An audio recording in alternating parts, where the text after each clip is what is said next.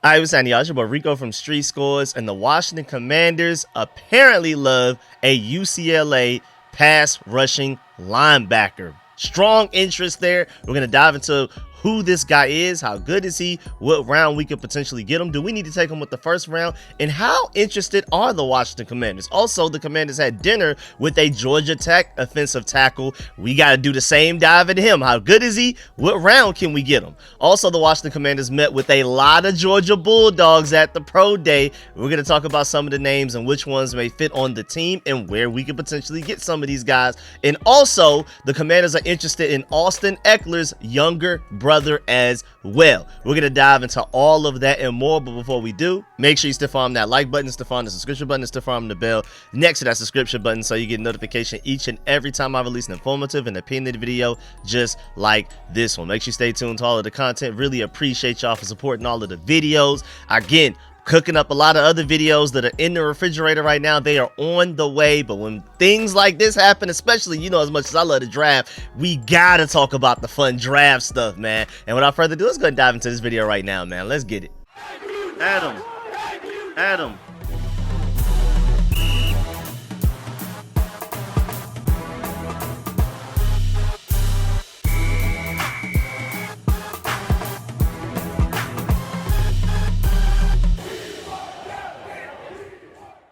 All right, so let's start with the UCLA pass rushing linebacker. The Commanders have a top 30 visit scheduled with UCLA linebacker Oluwafemi Odejo.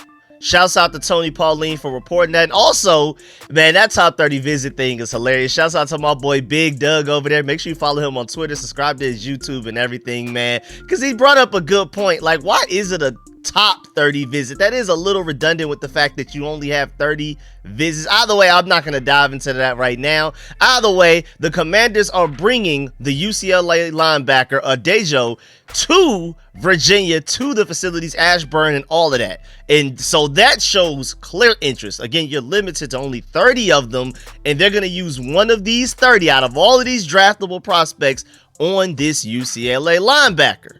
And then shouts out to Ken Johannesson for pointing out the fact that in attendance for UCLA's team pro day, which Odejo was of course there, you had head coach Dan Quinn, you had general managers Adam Peters, and assistant general manager Lance Newmark. I mean, that's the entire top brass right there. So they must really like him. There must be some serious interest here. I only remember like all of them being together last year when it comes to pro days are like potential number 2 overall draft pick pro days for top quarterback candidates. We're picking 29th overall as of today, at least. You know, who knows if we trade back or something like that. But as of right now, we're slated to pick 29th overall this year. So it's hard to even for them to gauge which player they plan on taking, because anything can happen. When you had the number 2 overall pick, you pretty much knew outside of Caleb Williams, we have complete control over which player we want.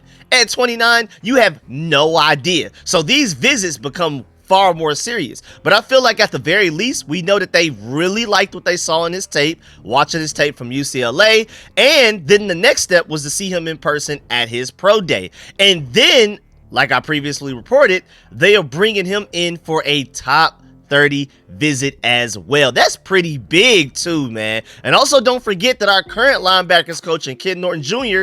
coached Odejo at UCLA. So maybe Ken Norton Jr. put in a good word for him as well and was like, hey, you may want to pay closer attention to this guy. So you have the inside track through our linebackers coach and Ken Norton. Then you already have the interest in the guy, the fact that we attended the UCLA Pro Day, and he's probably, out of everybody there, the guy that we probably paid the most attention to. And then they're also bringing him in for a top 30 visit.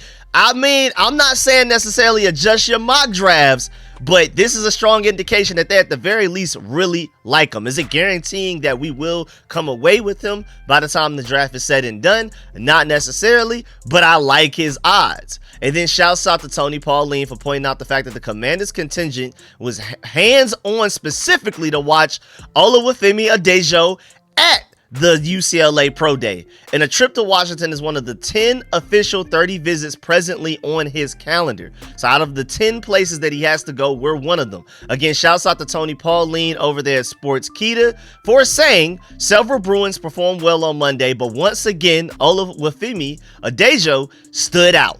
Coming off of a terrific performance at the Senior Bowl and a solid showing at the Combine, Adejo focused primarily on position drills as he's been struggling with a calf strain and has not been able to properly train for the testing events, which is why his relative athletic score was not as impressive as you would thought it would be based off of seeing him move around on tape. He looks far more athletic on tape, helmet and pads on, than he's looked in the testing, and that's because he is dealing with an injury right now.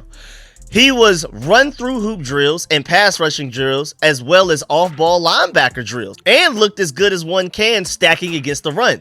Adejo was a middle inside linebacker at UCLA before moving to the edge rushing spot just this past season. So when Ken Norton Jr. was with him, he was an off-ball middle linebacker. And then most recently, after Ken Norton Jr. became our linebackers coach last year, that's when Adejo made the change to edge rusher. Maybe Ken Norton Jr. was the reason that he stayed at off-ball middle linebacker, and it was like Ken Norton was like, no, you're going to stay right here. I'm just joking and just kind of just throwing out theories out there. But now that after Ken Norton Jr. left to become our off-ball linebackers coach to help the likes of Bobby Wagner, Frankie Louvu, Jordan McGee, and those guys last year, and he's still here now, which I love, then maybe they were like, you know what, actually, you probably will be better rushing off the edge. And as chronicled here at Sportskeeda, Adejo has been shooting up draft boards since the 2024 season began, and this further boosted his stock. Right now, he's projected as an early second-round choice, but don't count Adejo out as far as being a late part of the first round. And with the Commanders having the 29th overall pick so far, and then not picking again until the 60s of the second round, if you like this kid, he's more than likely not going to be there for you at that late in the second round. You will have to take him early in the first. Some people may consider it a reach, but if you really, really like the guy, then that's what you got to do. I mean, the Commanders contingent was on hand specifically to watch Adejo. This is coming from Tony Pauline himself, and a trip to Washington is one of his 10-30 visits present. Considering the moves Washington has made this offseason to improve its roster and the fact that pass rusher is one area that the team needs an upgrade at, that means Adejo will be in the conversation at pick 29. Will he be the selection? Won't necessarily say that, but as far as being like in contention and as far as being in a part of the conversation, he's firmly there. And so, shouts out to NFL Draft Buzz for gathering where all of the top analysts and websites have this guy potentially going. ESPN has him the highest big board wise at 71st. They feel like he can firmly be there by the time we are picking in the second round, late second round in the 60s. Sports Talk has him 73rd. Countdown has him 80th. Mock Draft Database has him 90th. The Athletic has him 92nd. Draft Tech has him 99th. Todd McShay has him 100th. Then NFL.com has him 123rd. Pro Football Focus has him ranked 140th. And then Draft Buzz themselves have him ranked 240th. Like way later round draft pick type of thing. So basically what I'm getting from that is that maybe the Commanders are higher on Adejo than like the national media and like the draft experts are. The guys that are on TV doing the podcast and stuff. Maybe football guys that really know football and are actually getting paid millions to do this stuff are higher on an Adejo type of guy than maybe the draft analysts, the guys like me that are just watching through a screen, the guys that can't necessarily get the chance to see him in person. But even though Draft Buzz has him way lower than even I have him, he brings up some good points, and I agree that the NFL transition will not be seamless for Adejo, but his versatility offers intriguing possibilities for a patient coaching staff. His experience at both linebacker and edge creates options in sub packages, particularly on passing downs where his ability to rush or drop into coverage can keep offenses guessing. And that's an interesting point. That's exactly what I saw when I was looking at him like, hey, this guy potentially on third and long, you know, obviously if he's a great pass rusher, you usually send him at the quarterback, but sometimes you can catch offenses off guard because he's also great in coverage. And you know, you may be able to getting interception out of him because they're expecting him to rush the quarterback. Maybe he pretends to at first, takes like a step or two towards the quarterback, then starts to backpedal, and then that's like a free, easy interception. You saw Joe Wood Jr. scheme open some interceptions for us. Like that Frankie Louvu interception against the Eagles the second time that we played them, that was purely a Joe Wood Jr. play call. Shouts out to Frankie Louvu for making the play, but that was a Joe Wood Jr. play call. So if he could do that with Frankie Louvu, I believe he could do the same thing with Odejo. But also, finishing it up, the Iowa game showed flashes, 2 sacks and multiple pressures, but also highlighted his rawness when taking on Power 5 tackles. He struggles right now against quality left tackles, which is, again, I agree that his transition to the NFL may take some time before he's ready to be considered a situational pass rusher. But, like, basically, this is your Dante Fowler replacement. Is he necessarily a Dante Fowler upgrade? That's something ceiling, that's something potential, that's something later down the road.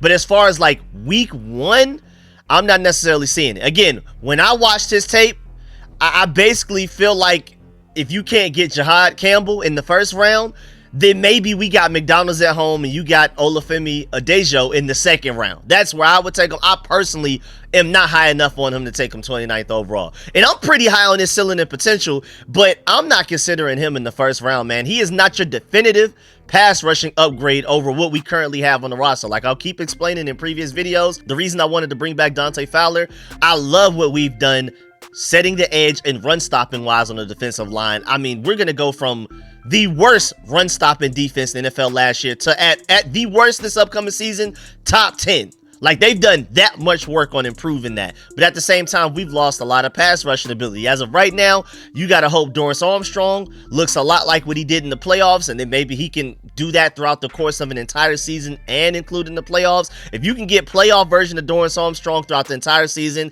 then at least you have one good pass rusher. But even outside of him, just say best case scenario, he does become that guy, and that's a big if.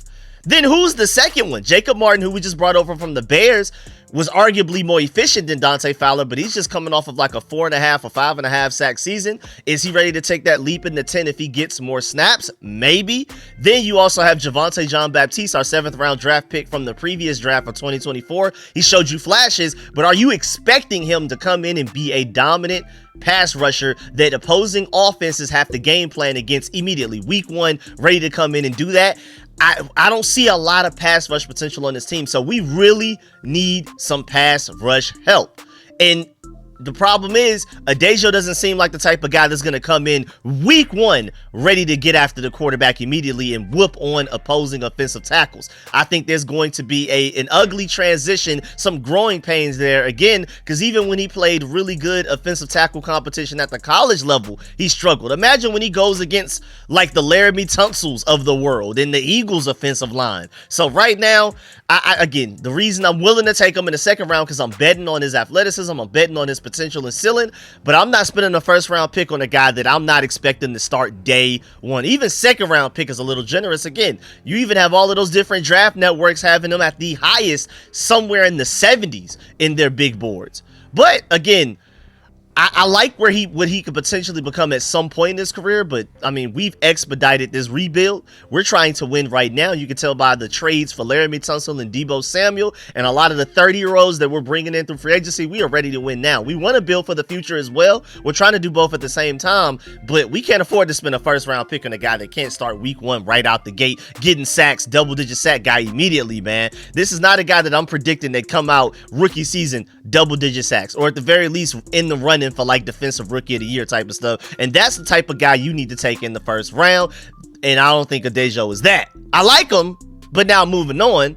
Shouts out to Josh Taylor for also pointing out the fact that the Washington Commanders met with sleeper right tackle prospect, Georgia Tech offensive tackle, Jordan Williams. Tony Pauline again, same guy that reported on the whole Odejo situation to the Commanders and his connection there. He's also reporting that the Commanders met and had dinner before the pro day with Georgia Tech offensive tackle Jordan Williams. So they were clearly at that Georgia Tech pro day for Jordan Williams. They had dinner with him before the pro day even happened. Williams has good versatility and athleticism as he can play both guard and tackle. He has dealt with some injuries. However, he is an underrated prospect. And maybe before the Georgia Tech pro day, you probably could have gotten this guy as an undrafted free agent.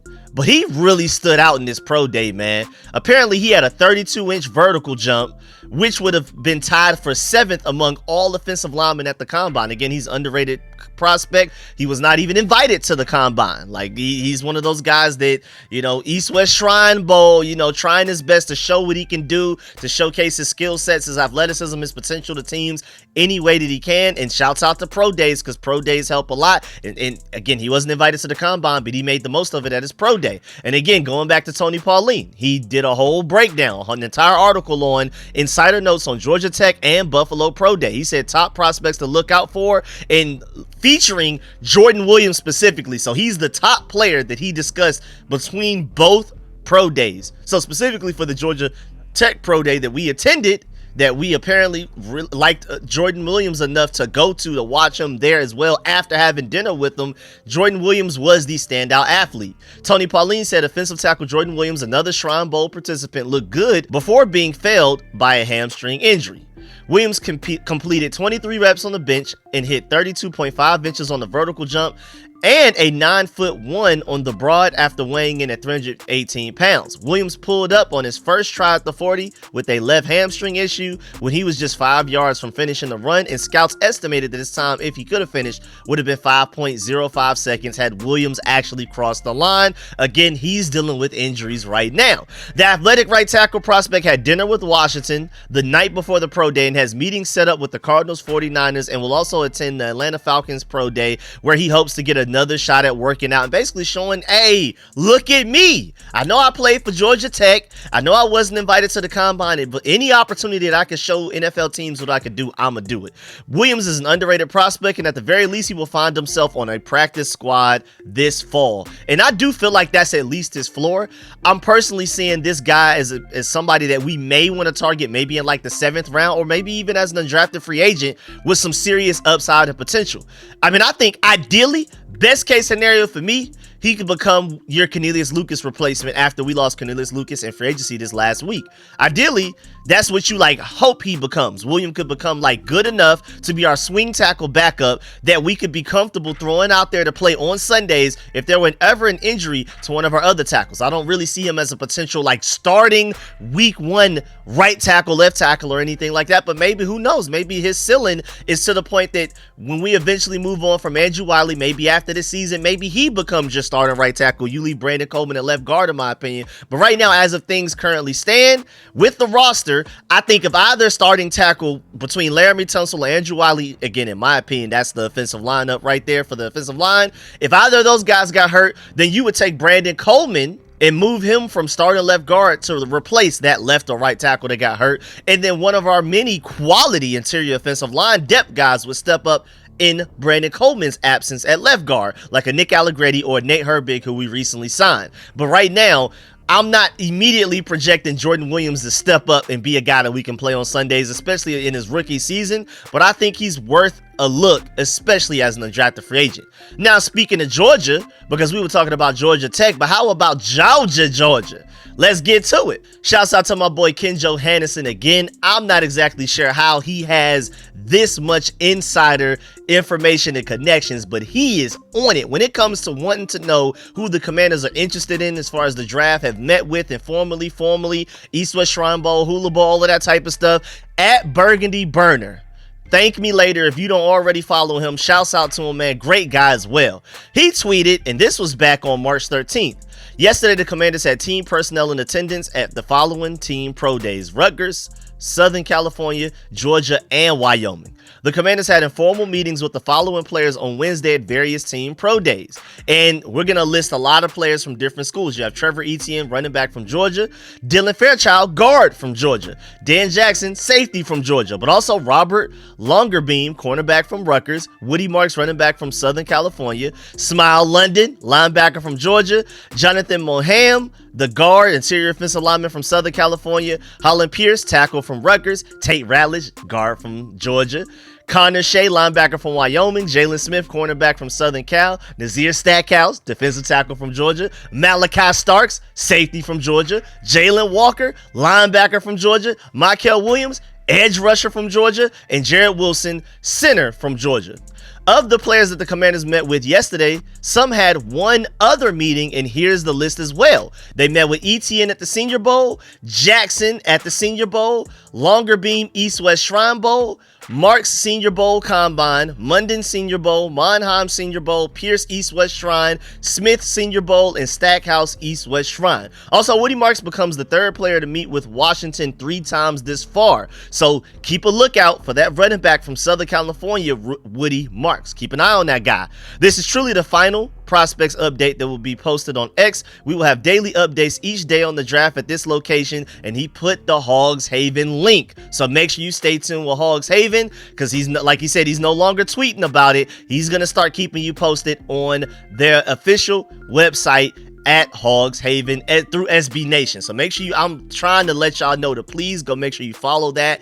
Go to that website, bookmark it, and look at it, refresh it every day if you're as much of like a draft nerd as I am. But I also want to point out the fact that, hey man, a lot of Georgia Bulldogs right there. And so y'all know that brings a smile to my face, man. I mean, Michael Williams, first round. Jalen Walker, first round. Malachi Starks, first round. I'm hoping either one of those guys falls to us at 29th overall, but I'm not extremely confident in it. Then you have Tate Ratledge, second round. Dylan Fairchild, maybe like third round, maybe fourth. Jared Wilson, second, third round for sure. Smile Munden. I mean, if you would have told me a couple of years ago that he wasn't going in the first round, I would have been shocked. I think he has first round talent. He just needs to stay healthy. It's ridiculous. And he showed you at the Senior Bowl, but it is what it is. I'm not going to get into caping for my Georgia Bulldogs right now. I'm just trying to let you know what rounds you could potentially get them. But right now, he's projected to more so be like a third, fourth round guy. Same thing with running back Trevor Etienne. If we don't take one of those Ohio State boys in the second round or Marion Hampton in the first round, I would love Trevor Etienne in like potentially like the fourth round. Then again, we don't have a third round pick, just to remind you. Nazir Stackhouse, probably a sixth or seventh rounder. Ben Urasek was supposed to be a really electric tight end. It didn't work out that way, but he's potentially sixth or seventh rounder with a very high ceiling. Xavier Truss, potentially like seventh round. Warren Brinson, seventh round. And I mean, shouts out to my boy Dan Jackson. I'm not exactly sure what people have him projected, but I think he's a quality player, and then he killed it at the Georgia Pro Day. I think you could potentially maybe get him seventh round as well. He didn't get a combine invite, but everywhere he's shown up, he's showed out. And so I think he deserves a little bit more appreciation, but it is what it is. Again, I'm not going to spend this half of this video and a bunch of minutes caping for my Georgia Bulldogs, because I could spend over an hour breaking down why each of those guys should end up on the Commanders. I mean, all I got to do is point to the Eagles national championship team, and not only the fact that they won it, but how dominant they were at winning it, and the way that they won it with the dominance purely being Georgia Bulldogs dominating, especially defensively. And even their starting quarterback is Jalen Hurts, and their Florida general manager, Howie Roseman, which is why he always jokes he has to do it, but he realizes that even as a Florida Gator, who, I mean, it's pretty much like the equivalent to Commanders versus Cowboys, the rivalry of Saints Falcons. That's how Georgia feels against Florida. Like, I mean, Ohio State annoys me. USC annoys me, especially when it comes to recruiting. Alabama's more so like a healthy competition. I don't really hate Alabama. Their fans are annoying, but like when it comes to like purely hating a team with our guts, with our every fiber in our being, it's the Florida Gators. So that's why that rivalry is so serious. And even Howie Roseman as a Florida Gator is like, hey, these Georgia Bulldogs are the reason that we just won this Super Bowl. Their culture, their talent, it is what it is. I have to take these guys even as much as I hate to have to. So I mean, I don't even have to say anything myself. You can go check out the genius behind the entire Eagles operation, Howie Roseman, explained it himself. You don't want to take my word for it. But moving on, Ken Johannesson also pointed out the fact, and this was earlier today, last week the Commanders met briefly with Wyatt Eckler, free safety from Wyoming, at their team pro day.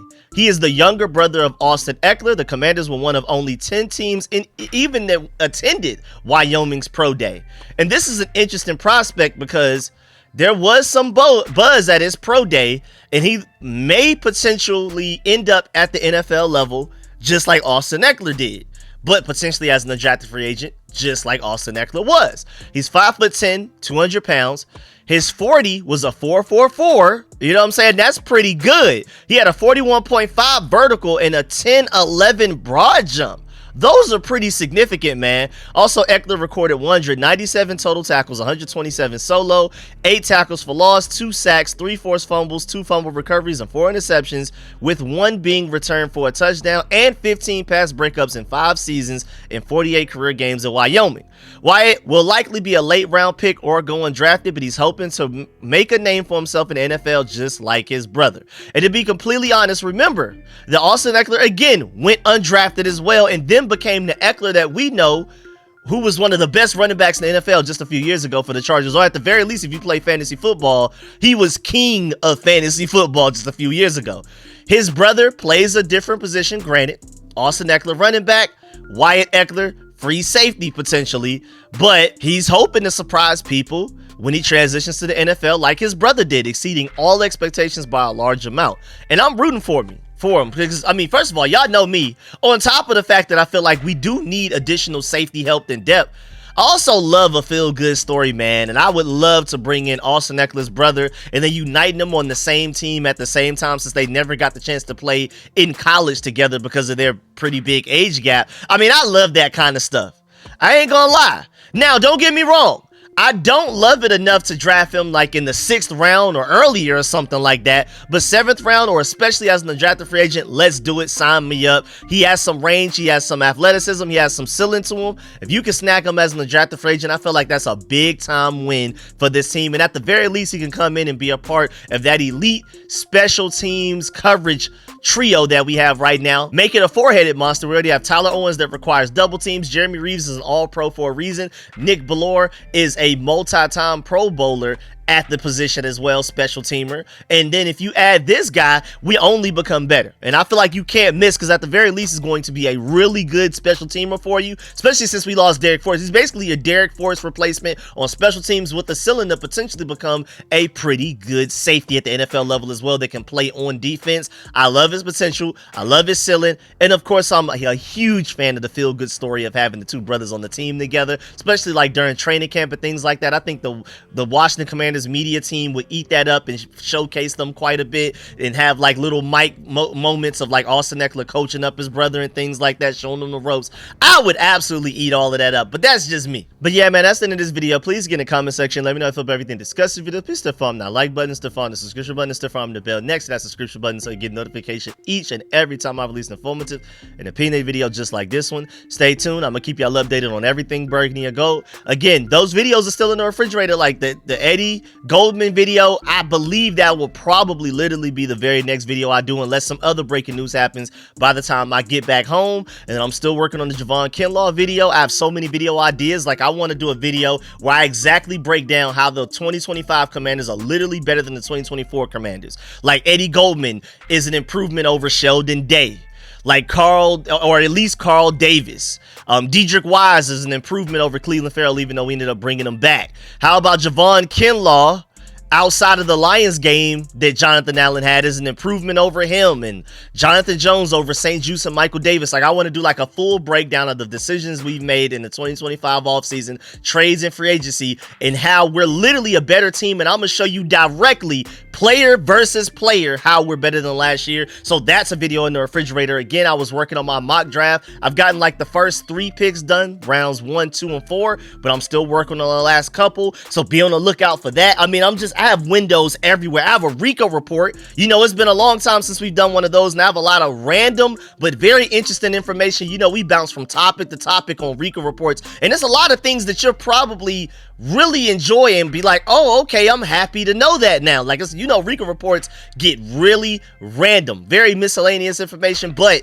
hey, man, very important information as well. Like, we have stadium updates, we have all kinds of stuff in the Rico report, so be on the lookout for that as well. So stay tuned. Make sure you have that bell next to the subscription button clicked in so you're notified when I come out with every one of these videos. Again, if I'm not busy, I'm trying to do 3 videos a day at least, but I've just been super busy. At a friend wedding, which is why I had that like 36-hour period where I didn't do a video, because I went to a friend's wedding. There was a 3-hour drive up so far North Georgia, you was almost in Tennessee, North Carolina, and then by the time I got back, we had like this tornado storm, and so I wasn't even able to go home. We had to go to like a cousin's house because they had a good bed. It was like it's been everything, man. So I've been trying to get this content y'all as often as possible, as quickly as possible, but that's why I'm behind on videos, because there's a lot of random stuff going on. But yeah, man, I really appreciate it. Now I got to get to doing yard work, because we've been consistently in the 70 degrees mark. We're starting to almost hit 80, so now I got to start getting back in that yard and doing all kinds of stuff. So I will try my best to get as much content to y'all as quickly as possible, as often as possible. Make sure you stiff arm that like button on the way out, and of course let me know how you feel about all of these guys that we talked about in this video today, man. How are you feeling about the UCLA edge rusher? And like, I mean, I think he's basically like a diet Jahad Campbell, but we'll see. Maybe a potentially Dante Fowler replacement, but it's probably not going to be his rookie season, and I don't feel like we have time for that, especially in the first round. How do you feel about the Georgia Tech offensive tackle? How do you feel about all of the Georgia guys that we met with? Do you like any of them? You know I love all of them, but I'm biased. And then, of course, let me know how you feel about Austin Ekeler's brother. And I really appreciate y'all again. Make sure you leave a like on the way out. I'm going to catch y'all later. I'm out.